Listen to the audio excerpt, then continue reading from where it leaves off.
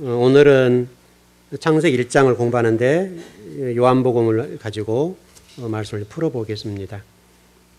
여러분 1절에서 5절까지 요한복음이요. 1절에 5절까지 보면 핵심적인 단어가 나왔는데 말씀이라는 단어가 나왔고 그 다음에 하나님이라는 말씀이 나왔고 그 다음에 생명이라는 말씀이 나왔고 빛이라는 말씀이 나왔죠.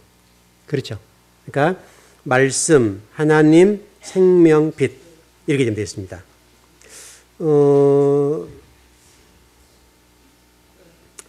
이 요한복음을 우리 학문의 신학에서는요 인자복음이라고 그래요. 인자. 그래서 이 인자복음이라고 하는 걸 가지고 성경을 풀어내는 거예요. 그러니까 물론 이 단어 자체가 조금 신학에서 배움을 하고 가르칩니다만은 뭐 명확한 것 같진 않아요. 그래서 오늘 좀 풀어낼게요. 이 요한복음이라고 하는 인자복음 쉽게 설명하면 아들복음이라는 얘기거든요. 아들복음이라는 얘기인데 이 단어를 이렇게 좀 보니까 이 단어들이 그렇게 좀 되어 있지 않단 말이에요. 그래서 이걸 풀어내 보면 일단은 이 인자복음이라는 단어 속에 내용들을 들어보면 벤 아담이라는 단어거든요. 벤 아담.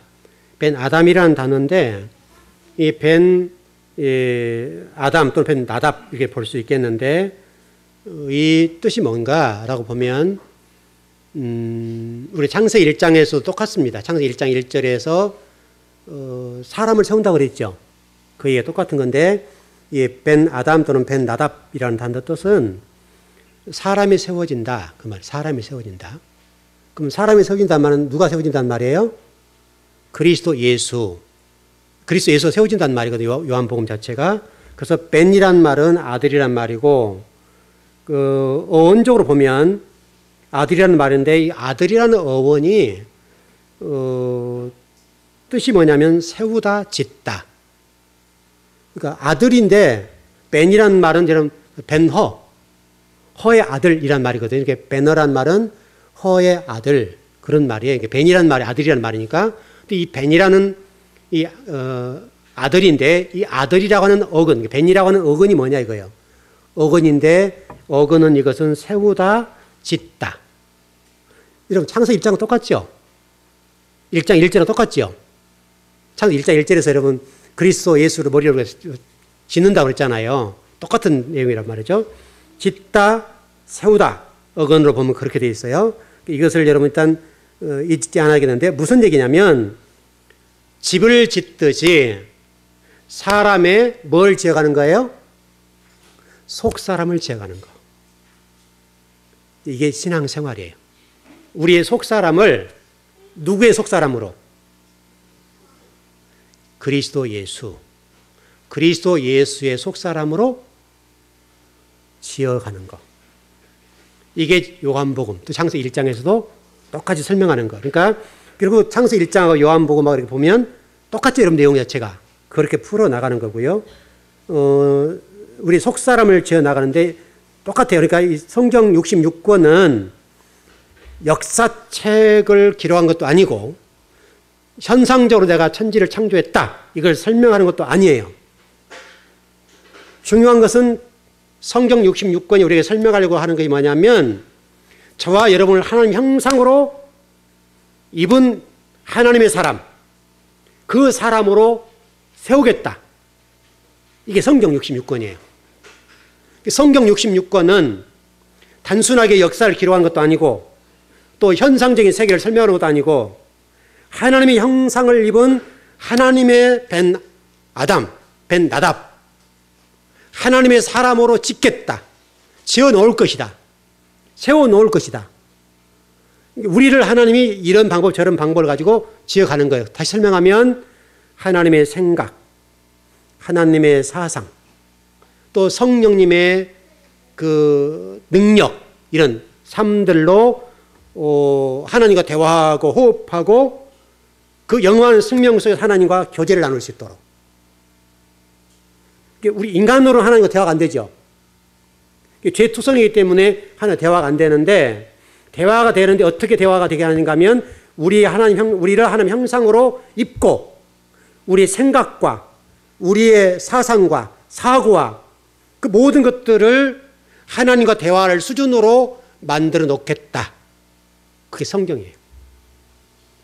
그게 또 우리는 신앙생활이고, 그러니까 이것이 무엇을 여러분이 먹든지 마시든지 무엇을 하든지 간에 그 모든 핵심은 뭐냐면 하나님과 똑같은 수준에서 하나님이 일을 하면 하나님 이렇게 하실 거야. 그 정도 수준까지 만들어 놓겠다는 거예요. 그래서 그분의 의도하심, 그분이 생각한 그 계획과 뜻 그대로 우리 살아가는 거예요. 그것이 신앙생활이고 그게 성경책이에요. 그런 사람으로 저와 여러분 빚어놓겠다. 그 안에 태초가 들어있어요. 태초 안에 그 모든 게 다 들어있어요. 태초라고 하는 단어 속에 저와 여러분의 그 모든 것들이 다 들어있어요. 실제로 태초라는 단어가 뭐 시작이라는 개념으로 이해를 합니다만은 이 태초라는 베레시트라는 단어 속에 성경 66권이 싹 들어가 있어요. 그 태초라고 하는 이 단어만 제대로 깨달아도 우리가 어떻게 신앙생활을 해야 되는지, 무엇을 지향해야 되는지 그걸 알 수가 있어요. 그것도 그걸 통해 세상을 보면 세상이 딱 보여요. 지금 세상이 이렇게 혼돈하고 공허하고 흑암 가운데 있지만은 왜 이런 이유가 왔는가? 왜 이런 사건이 왔는가? 이것을 어떻게 우리가 풀어낼 것인가? 왜냐하면은 이제 설교하는 입장이에요, 저는요. 성경을 가르치는 입장이니까. 저는 여러분들이 성경 말씀을 가르쳐야 되겠는데, 성경 말씀을 가르칠 때에 그러면 이 성경 말씀을 이 시대와 무관없이, 아무 상관없이 가르쳐야 되는가? 그렇지 않아요. 이 시대에 대한 현상적인 일들, 현재 일어나고 있는 사건들에 대해서 성경적인 답을 줘야 돼요. 그게 설교고. 여러분, 그거 없으면 안 되죠. 현재 일어나는 상황들, 왜냐하면 실질적으로 성경이 기록될 때에 왜 기록했어요, 여러분, 성경을? 왜 성경을 기록해 놨어요? 그 성경을 기록할 때 여러분 상황으로 한번 가보세요. 왜 성경을 기록할 수밖에 없었어요? 왜 기록했을까요?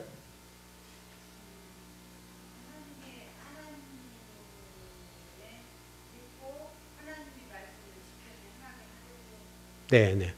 아, 그럴 수 있죠. 그건 당연한 거고요. 또 다른 분. 잊어버리니까. 아, 그럴 수도 있죠. 네. 또. 왜 성경을 기록했을까요? 성경 안 기록하면 신앙생활 못했나요? 구약시대에 성경이 있었어, 없었어요? 없었는데 어떻게 왔어요? 구전, 입으로. 성경 구전으로 내려왔죠. 신앙생활 했죠. 근데 왜 성경을 기록했어요? 구전으로 우리도 가면 되는데. 변질. 아, 그럴 수 있고요. 네네네. 그런 것도 있죠. 또. 아주 근본적인 것이 있어요. 근본적인.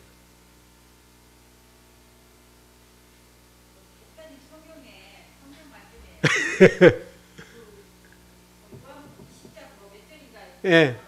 성경을 기록된 이유에 대해서 나오는데 거기는 우리가 하나님을 듣고 우리를 영생에 이르게 하기 위함이라고 읽은 것 같은데. 맞아요. 네, 맞아요. 왜 알고 있어요? 가장 성경을 기록한 목적이 물론 성경이 우리 장로 말씀하신 대로 아마 요한복음 20장 28절에 그럴 거예요. 그 정도 나와 있는데 가장 중요한 것은 변론, 변호, 이단에 대한 변호. 가장 핵심적인 것은 이단들이 자기가 엉뚱한 하나님을 전하고 예수님을 전하는 거예요. 성경을 왜곡시키는 거예요, 자꾸. 변증, 변호 하기 위해서 성경을 기록했어요, 원래는. 왜냐하면 마태 공동체, 마가 공동체, 누가 공동체, 요한 공동체 안에 요즘 현대 우리가 일을 있는 이단들 있죠. 그 이단들이 득세를 했어요. 그래가지고 그걸 변증하기 위해서 성경을 기록한 거예요, 원래는. 물론 우리 장로님 말씀하신 말이 틀린 말은 아니에요. 맞아요. 근데 가장 성경을 기록한 목적은 그거였어요. 왜냐하면 이단들이 공격할 때 대처를 못하는 거 우리가. 지금도 이러면 동일하잖아요. 지금도. 지금도 이단들이 공격해 오면 우리가 성경적으로 그를 변증해 줘야 돼요. 왜냐하면 그 사람들은 어떤 한 부분을 붙잡고 얘기하잖아요. 그것도 왜곡시키고 잘못해서 얘기하는 건데 그걸 가지고 설명해 줘야 돼요. 이런 문제가 있다고요. 그래서 성경을 기록한 목적은 바로 그런 부분이에요. 그것을 일단 절대 잊지 않았으면 좋겠고요. 그래서 여러분 성경을 잘 알아야 돼요, 여러분. 자, 그 다음에 우리 오늘 요한복음도 똑같습니다만은 그 태초 안에 말씀이 계셨다고 그래 있죠. 그렇게 돼 있죠. 태초 안에 말씀인 그가 계셨다. 이렇게 돼 있죠, 여러분. 그래서 이게 그 태초라는 단어가 헬라어로는 아르케라는 단어예요. 헬라어로는 아르케. 그게 베레시트라는 단어 똑같은 단어예요. 그것을 헬라어로 바꿨을 뿐이에요. 아르케라는 단어인데 이 아르케와 베레시트라는 단어는 똑같은 얘기인데 그게 태초예요. 이게 지금 이제 굉장히 중요한 부분들인데 좀 풀어보자고요. 그렇다고 한다면 일단 여러분 머릿속에서 하나 지울 거 뭐냐면 현상적인 게 아니라고 그랬어요. 자꾸 우리가 지금 그동안에 많이 그렇게 배웠기 때문에 현상적으로 성경을 이해하려고 하는 경향이 있어요. 성경 현상적으로. 왜냐하면 그동안에 수십 년 동안 그렇게 배웠으니까. 그것을 일단 하나 접어놓고 좀 일전에 제가 여러분 설명을 좀 드릴 때 이런 설명을 좀 드린 것 같아요. 하나님의 근본 의도하신 뜻과 계획 그렇게 말씀드렸죠. 그거. 그러니까 이 부분이 다시 설명하면 하나님의 근본 의도하신 뜻과 계획들이라고 하는 것들이 창세기 1장 1절 속에 다 들어있고 요한복음 속에도 그대로 다 있고 우리가 시간 개념으로 출발적인 개념으로 여러분 성경을 이해하지 않았으면 좋겠어요. 이거를 우리가 버려야 돼요. 자꾸 우리는 이 시간의 출발로 본다고 자꾸 이게. 하나님은 시간에 구속되지 않아요. 하나님의 시간 안에 멈추지 않는다고요. 머물러 있지 않아요. 갇혀 있잖아요. 이게 우리가 성경을 볼 때 똑같은데 우리는 성경 속에 하나님이 갇혀 있다고 생각해요. 가끔은. 그러나 하나님은 절대 성경 속에, 왜냐하면 성경을 기록하신 분이니까 성경을 기록하신 분이고 성경 너머에 계세요. 이 역사도 마찬가지예요. 자꾸 우리가 그 부분을 좀 헷갈리지 않았으면 좋겠고요. 하나님은 전지전능하신 분이다. 하나님은 어떤 게 가려 있지 않고 숨겨져 있지 않고 하나님은 절대적으로 우리의 뇌리 속에 갇히 있는 분이 아니라는 것. 이렇게 정리하면 될 것 같아요. 이 말씀이 하나님 함께 계셨다는 말을 풀어드릴게요. 말씀이 하나님과 함께 계셨다 이 말은 이 말씀이 아니라 하나님의 본체로 계셨다. 말씀 속에 하나님 계셨다는 말인데 그럼 말씀 속에 뭐가 갇히는 거예요? 하나님이 갇혀버려요. 그러니까 그 하나님은 본체로 계셨어요. 태초 안에. 본체라는 단어를 잊어버리면 안 돼요. 그러니까 어떤 것이 갇혀 있거나 이게 구속된 분이 아니라고요. 그 말씀이 하나님 함께 계셨다고 하니까 하나님이 말씀 속에 갇혀 있는 걸로 느껴진다고요. 그러나 하나님은 말씀 속에 갇혀 있는 분이 아니라 하나님의 본체 자체로 안에 계셨어요. 본체 자체로. 좀 이게 어떻게 보면 뉘앙스적인 문제고 그런데 논리적인 모순이 발생할 수가 있어요. 말씀 속에 하나님이 갇혀버리면 안 되잖아요. 본체로 계셔요. 본체로 계셨다는 것을 잊어버리면 안 돼요. 이거는 우리 성경을 앞으로 두고두고 배워나갈 때 중요한 문제예요. 그러니까 그 말씀이 함께 계셨다는 것은 함께가 아니라 에트하 엘로힘, 말씀이 하나님의 본체로 계셨다. 이해되시죠? 뉘앙스가 전혀 달라요. 그러니까 이 히브리 단어 에트하 엘로힘, 히브리에서 죄송한데 어떻든 이것은 그렇게 하면 해석이 안 되니까 그 말씀이 하나님 함께 계셨다. 우리 번역이 그렇게 되어 있잖아요. 그 말씀이 하나님과 함께 계셨다. 우리가 이제 그렇게 이해를 하는데 함께가 아니라 에트하 엘로힘, 하나님이, 말씀이 하나님의 본체로 계시다. 말씀이 하나님의 본체로 계셨다. 말씀이 하나님의 본체로 계셨다. 여러분 이걸 꼭 기억하셔야 됩니다. 왜냐하면 하나님은 어떤 곳에 구속되는 분이 아니에요. 그분이 주체세요. 본체세요. 이것을 놓치면 안 돼요. 그러니까 우리가 하나님을 자꾸 우리 뭔가에 가두려고 하면 돼요. 말씀 속에 하나님의 본체로 계셨다. 이렇게 정리를 하셔야 됩니다. 그렇게 해야 말씀이 빗나가지 않고 어긋나지 않고 해석이 잘못되지 않고 정확하게 될 수 있어요. 그러니까 결론은 그렇게 되면 말씀이 빗나가지 않는다고요. 빗나가지 않는다고요. 하나님을 정확하게 하나님 자리에 올려놓는 거예요. 말씀이 하나님의 본체로 계셨다. 이것과 말씀이 하나님 함께 계셨다. 이렇게 다른 거예요. 그 내용을 좀 이렇게 풀어보는 거예요. 여러분 이 부분을 베 엘로힘 하 다바르 이렇게 볼 수 있겠는데 이 말씀이 하나님은 말씀으로 계셨다. 이 말씀이라고요. 그러니까 좀 정리가 분명하게 좀 됐으면 좋겠어요. 그러니까 태초 말씀 하나님은 동일한 존재예요. 태초 말씀 하나님은 동일한 존재예요. 왜냐하면 태초 안에 그리스도가 들어있다. 그리스도 예수가 들어있다 있잖아요. 그렇게 이해하시면 돼요. 그러니까 태초 베레시트라는 단어는 우리가 신앙생활하는 데 있어서도 성경 전체를 보는 데 있어서도 아주 중요한 단어예요. 그래서 창세기 베레시트라는 단어를 아마 제가 누차례로 말씀 많이 드렸을 거예요. 왜냐하면 이것은 우리 내래 속에서 아주 그냥 아주 각인되어 있어야 돼요. 베레시트 안에 성경 전체가 다 들어야 돼요. 이게 그렇게 중요한 단어예요. 그래서 이게 영어로 보면요, 태초라는 말씀은 시간의 태초로 이해를 해요. 영어 성경은 그렇게 되어 있어요. 말씀이라는 자체의 태초라는 것이 시간의 태초라는 개념으로 이해해서 모든 시간의 시작. 그래서 이게 카운트가 출발하는 시간으로 본다고요. 태초는 이 시간의 카운트를 시작하는 시간이 아니에요. 이것을 이해하면 돼요. 왜냐하면 하나님은 현재나 과거나 미래나 동일하시오. 그분은 시간 개념이 없으세요. 영이시기 때문에 우리가 과거, 현재, 미래 이렇게 판단하지만 우리 하나님은 과거, 현재, 미래가 없고 항상 현재예요. 현재. 그렇게 이해하시면 간단해요. 이것은 우리가 좀 구분하기 위해서 그렇게 하는 건데 그것은 저와 여러분들이 좀 이렇게 정리를 잘 하셨으면 좋겠어요. 일단 오늘 한 가지만 딱 정리합시다. 오늘 그 말씀이 하나님과 함께 계셨다. 이 말은 자 저를 따라 하십시다. 그냥 졸리기도 하고 그러니까 우리 히브리서 한번 써보자고요.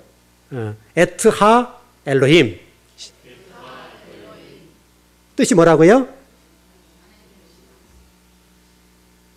말씀이 하나님의 본체로 계셨다. 말씀이 누구예요? 하나님. 그 하나님이 하나님의 본체로 계신 거예요. 예수 그리스도와 하나님 동등하시다. 동등하다고. 말씀이 하나님 동등하고 성령도 동등하고 그렇죠 여러분? 동등한 분으로 계셔. 동등한 분으로. 이게 예속되거나 구속된 분이 아니라고요. 이렇게 이해하신 것이 가장 좋고 인자복음이라는 단어가 우리가 지금 잘못 해석하게 되면 이 인자복음이라는 자체가 하나님의 아들이잖아요. 그러면 인자복음이니까 격이 떨어진 것을 이해할 수 쉽다고요. 이건 신학적인 문제인데요. 이 인자복음이란 말을 이렇게 하나님의 아들이라는 관점 이렇게 해석하니까 조금 우리가 좀 격이 떨어지는 부분을 이해합니다만은 정확하게 원어에서는 하나님의 아들, 사람이 세워졌다. 하나님의 아들이 세워졌다. 여러분과 저 똑같은 얘기예요. 하나님은 저와 여러분들을 하나님의 아들 양자로 삼으신다 그랬죠. 여러분과 저를 양자로 삼한다 그랬잖아요. 양자. 여러분과 저를 하나님의 아들로 세워가는 작업. 이게 요한복음 얘기고 창세기 얘기예요. 여러분 신분이요. 여러분의 신분이 그렇게 낮지 않아요? 하나님의 아들. 하나님의 아들은 왕자예요. 왕자. 왕자고 공주예요. 여자분들은 공주, 남자분들은 왕자. 공주보다 왕자가 낫겠죠. 이게 성별로 보지 말고 그냥 왕자. 여러분 신분 대단한 거 이렇게 여러분 자존감을 높이세요. 여러분의 자존감은 왕자예요, 왕자. 하나님 아들. 우리가 이해할 때는 아들이라는 개념을 설명을 드렸었어요. 성비의 문제가 아니라 하나님의 아들. 이렇게 이해하신 것이 가장 정확해요. 그래서 여러분과 제가 하나님의 아들이라고 하는 절대로 잊지 마세요, 여러분. 여러분이 때로는 힘들고 어려울 때가 많은데요. 여러분이 하나님의 아들로 이해하고 인생을 살아가면 어떤 것도 극복할 수 있어요. 이 시대가 지금 힘들고 어렵지만은 여러분 박근혜 대통령이 훨씬 높다니까요. 왜냐하면 박근혜 대통령은 5년이면 끝나거든요. 근데 지금은 14개월 잘할지 모르잖아요. 그 사람이에요, 사람. 여러분은 여러분의 신분은 어때요? 떨어져 나가잖아요. 누구로부터서? 하나님으로부터서. 여러분 하나님의 왕자, 하나님의 아들. 이걸 잊지 마세요. 그러니까 여러분을 하나님이 생각해 보세요. 여러분 자녀 가르치면 쉬워요, 어려워요? 사람한테는 쉽지 않죠? 하나님의 수고는요, 여러분의 자녀 키우는 것과 비교한데 얼마나 많은 노력을 하시는데요. 여러분 한 분을 세우기 위해서 하나님은요, 피땀을 흘려요, 피땀을. 우리가 몰라서 그렇지. 제가 이제 목사니까요. 여러분들은 뭐 목사 대충 하면 되겠지 할지 모르지만 여러분 성도 한 사람 한 사람 세우는 작업이 여러분 자녀 키우는데 쉬워요, 어려워요? 어렵죠? 성도들 다 개성이 다 다르고 색깔도 다 다르고 가치관도 다 다르고 또 신앙관도 다르고 그 모든 사람 아우르고 하나님의 백성을 만들어내는 작업이 쉽냐고 이게. 어려워요. 다 다르잖아요, 생각이. 신앙의 수준도 다 다르고. 근데 그걸 말씀으로 가지고 쫙 세워나가는 작업이요. 어떤 하나님의 집을 세워나가는 작업인데 이 작업이요, 진짜 어려워요. 목사가 때로 실망하는 것도 있는데 이런 거죠, 예를 들면. 어느 정도 성도가 이렇게 잘 올라가네 이렇게 할 때 있잖아요. 그러다가 확 추락해 버려요. 아니, 떨어질 때 있죠. 그러면요, 제가 이 가슴이 이게 털렁 떨어져 이게. 또 제자리에 가버렸구나. 저 언제 또 끌어올릴까? 이 작업이요. 하나님은 어떻게 했어요? 하나님은 저도 많지도 않은 성도 목회하는데 하나님은요, 전 인류의 하나님의 아들 딸들을 이게 집으로 세워가야 되죠. 하나님의 자식으로 세워가야 되잖아요. 그 작업이 진짜 힘들거든요. 여러분, 하나님의 열심을 이해하십시오. 하나님이 여러분들을 포기하지 않고 이런 끝까지 물고 들어지고 끝까지 이런 하나님의 자식으로 세워나가는 이 작업은 진짜 어려워요. 진짜 어렵고 쉽지가 않아요. 그러니까 여러분 정말 그 하나님 사랑에 감사하고 우리가 그 구속사 속에 들어있고 우리의 진리 속에 들어있고 하나님의 어떤 뭐랄까요? 역사, 우주 역사 속에 저와 여러분이 들어있다는 것도 그 본체 안에도 우리 들어가잖아요. 실질적으로 본체 안에도 들어야 돼요. 그렇게 돼야 돼요. 자, 일전에 이런 설교를 한번 한 적이 있어요. 그리스도인. 기억나시죠? 그리스도 플러스 사람이라는 말이거든요. 여러분과 저의 존재는 사람도 아닌 것이, 신도 아닌 것이 그 수준이에요. 그럼 결국은 어디로 가야 돼요? 신의 경지까지. 그래서 성경은 하나님의 말씀을 알면 어떻다고요? 엘로힘이다. 신이다. 신들. 엘로힘. 그건 복수예요, 복수. 복음서에 나와 있죠, 여러분, 복음서? 복음서에 보게 되면 하나님의 말씀을 알면 신이다. 그래서 신들. 그래서 그건 창세기 1장 1절 엘로힘 복수 똑같다 그랬죠? 그것을 예수 그리스도로 이해를 하는데 복음서에서는 저와 여러분을 향해서 바로 너희가 하나님이다. 무슨 말씀인지 알겠죠? 여러분 신적 존재란 말이 아니라 하나님이 그런 수준을 올려 말씀을 알면 말씀이라고 하는 것이 그런 거라고요. 여러분 부지런하게 말씀을 배우시고 부지런하게 저와 여러분들을 이 6일 창조 시기 이 속에 집어넣어서 우리가 진리 말씀을 거듭나고 그 말씀 속에서 저와 여러분들이 온전하게 되어져서 하나님의 자식이 됐으면 좋겠어요. 사실 이거요, 이거 하려고 신앙생활하고, 이거 하려고 성경을 배우고, 이거 하려고 지금 제가 춤을 튀기면서 가르치고, 설교하고, 목청을 높이는 거고, 그래요. 이 부분이 절대 놓쳐지면 안 돼요. 여러분, 다 나름대로 어떤 가정 형편 다 다르고 환경 다르고 또 현재 여러 가지 상황이 다릅니다만은 하나님은 그 상황에 개의치 않고 그게 상대적인 개념이겠지만 하나님은 그것 가지고는 평가하지 않으세요. 여러분과 저를 그것까지 평가하지 않고 여러분의 영혼이 어떤가 여기에 지금 초점을 모으고 계시는 거니까 여러분들이 낙심하지 않고 또 현재 시국 때문에 그것 때문에 낙심하지도 않고 어디 기도하고 하나님 앞에 음성을 들으며 나가면 될 것 같아요. 지금 시대적 상황이 굉장히 나라가 어렵고 국가적으로 좀 참 이게 창피한 일이잖아요.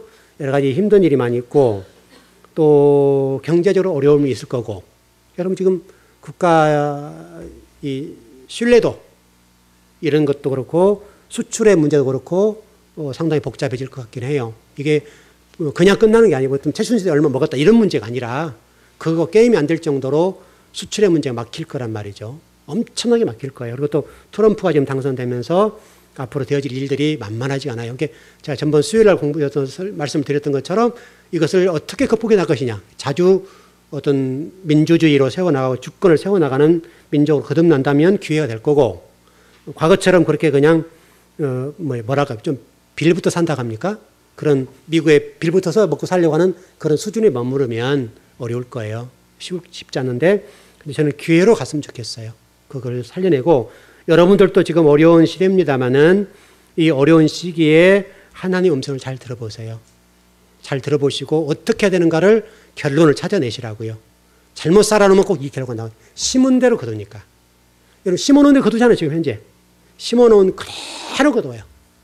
몇십 년 심었지만은 몇십 년 심은 그것이 그대로 열매로 나타나니까 여러분 생각해 보세요. 여러분이 대통령이라고 생각해 보세요. 국민 지지가 5%. 20대는 제로. 할만 하겠어요? 저 같으면 그냥 뛰어내려겠어요, 그냥. 이게 자존심 상해서 못하길 같아요. 그렇지 않습니까? 그러니까 여러분은 그러나 하나님 자녀로 얼마나 복됩니까? 하나님 자녀라는 사실이 복되고 그러니까 실망하지 말고요. 우리 꾸준하게 기도합시다. 여러분들은 심어놓은 대로 거둔 그런 복된 열매가 있었으면 좋겠습니다. 예, 기도하겠습니다.